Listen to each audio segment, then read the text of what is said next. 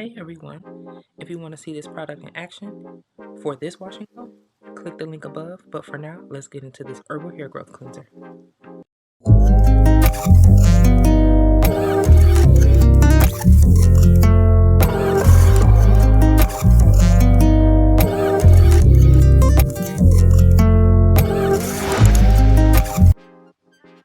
Welcome back to Enlena's Lane. I'm talking non-lathering herbal hair growth cleanser today. I know what you're thinking.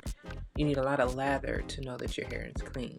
But trust me, this pH balanced cleanser gets the job done. Main ingredients are shikakai, amla, and aretha herbs.